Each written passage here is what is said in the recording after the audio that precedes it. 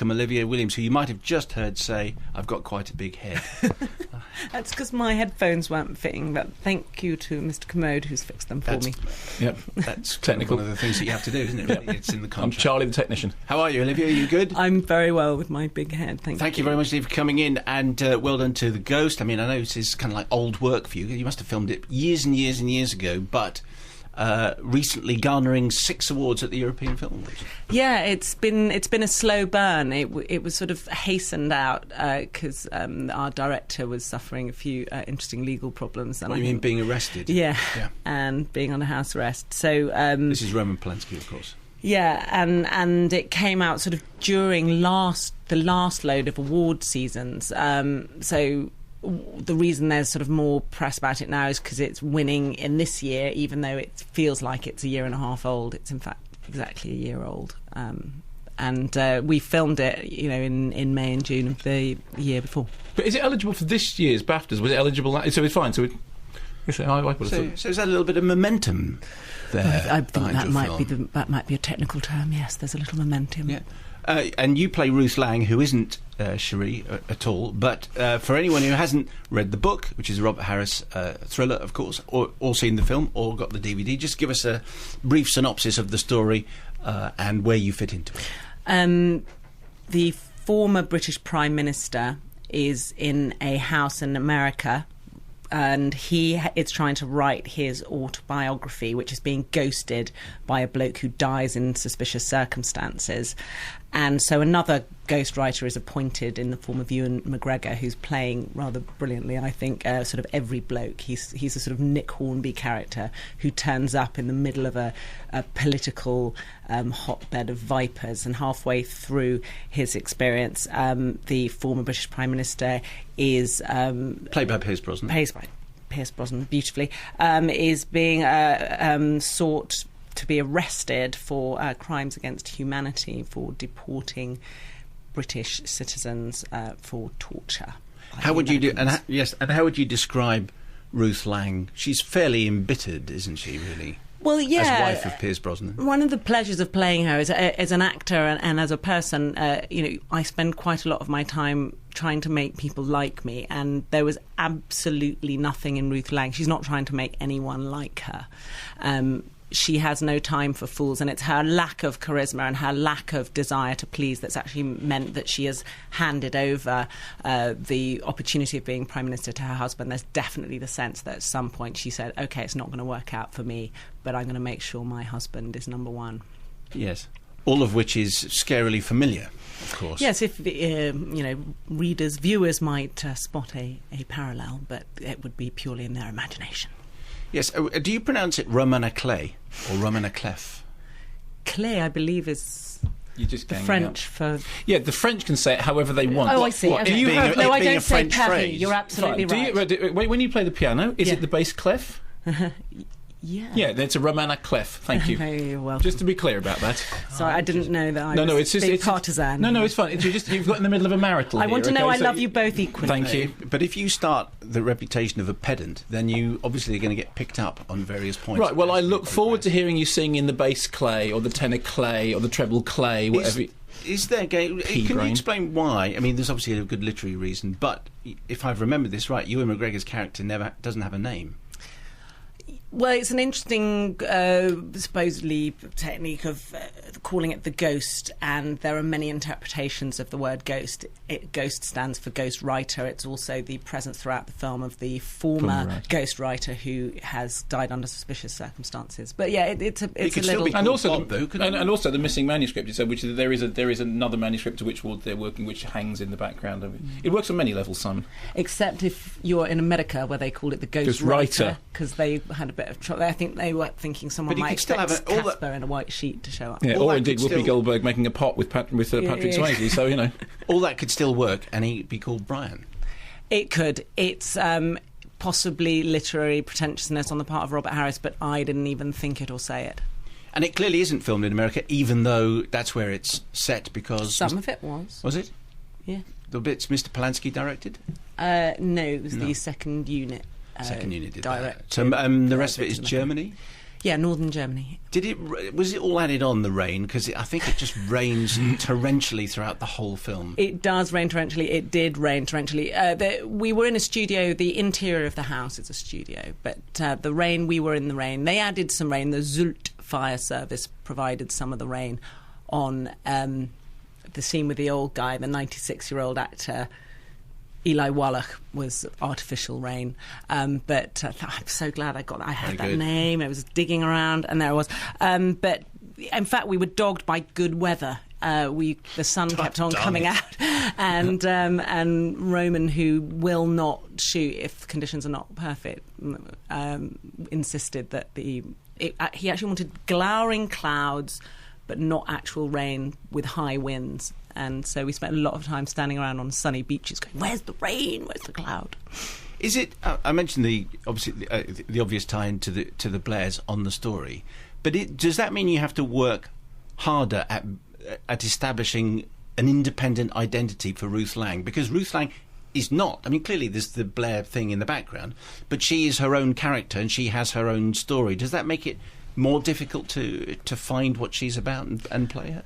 I mean, it's that thing of when you just channel the information and her words via your own body and physicality, it becomes different. I didn't set out to impersonate Cherie Blair. Stephen Frears had done these brilliant films, and Helen McCrory had nailed Cherie Blair impersonation. So I just didn't head down that route, and I said the words via my own sort of voice box, and they came out differently. But there's lots of me that's quite like that character. As I said, I really enjoyed the ability to show my contempt for mankind without editing it. It was quite fun. There was an interesting release coincidence, which was when The Ghost came out on DVD here a couple of months ago. It came out in the same week that the DVD of The Special Relationship came out, which was the third part of the Tony Blair, during which Michael Sheen doing Tony Blair and Dennis Quaid being the president, obviously, which Stephen Frears didn't direct, Richard Longcrane directed it. But I remember reading a couple of reviews which made the comparison, saying, actually, you know what, The Ghost is closer to being a genuine portrait of what's going on than actually maybe The Special Relationship was. It was just interesting to see those two versions of Tony Blair. One, a legitimate version of the Blair legacy. The other, as you quite rightly say, fictional, not definitely connected, but clearly. We were very grateful to the Chilcot Inquiry for opening the same week as the Berlin Film Festival, because they worked that around you, I think, didn't they? I think that was, bless them, because Tony was there denying everything that Pierce allegedly had done in the movie. It was fantastic timing. And he's going back and giving more evidence again. So maybe you should sort of Pierce Brosnan. Yeah, Pierce Brosnan. That'd be fun. That'd be very good. So maybe a DVD special edition could be timed. No, for if that. they could time that around BAFTA voting time, that would be ideal. Very good. I'm sure that's what you know him. The lordships are going to racing from Chilcot. You can get in touch with him. So, and also Sex and Drugs and Rock and Roll, because you were married to Andy Serkis. So you went from Pierce Brosnan.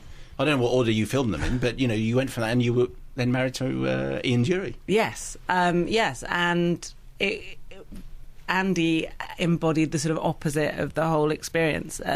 He was just going to those dark places that Tony Blair type character was absolutely refusing to go to, and physically Andy's transformation for that part was extraordinary.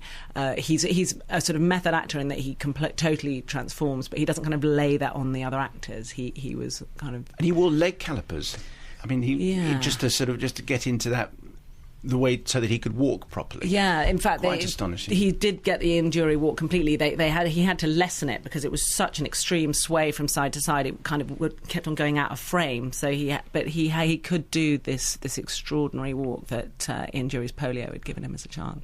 But the interesting thing about that film is that the temptation would be to make that kind of film a hagiography, to absolutely see its central character as lovable and worthy. And I mean, Andy Serkis has been quite clear about this in the film as well, that he was, at very best, a very, very difficult man. And in his relationship with his partners, there seems to be, you have to take a huge amount of almost abuse in order to get through to the bit about Ian Dury that was brilliant. He was clearly a genius and a fantastic artist, but clearly not an easy man to live with. No, the first pass on the script that he and Paul Vera showed to Ian Dury's children, they said, yeah, that's all very well, but, it wasn't my dad. My dad was a complete word that I can't say on BBC radio, and so they went back and made him a bit meaner because he was. Some people do say it on BBC radio and then end up in having to apologise.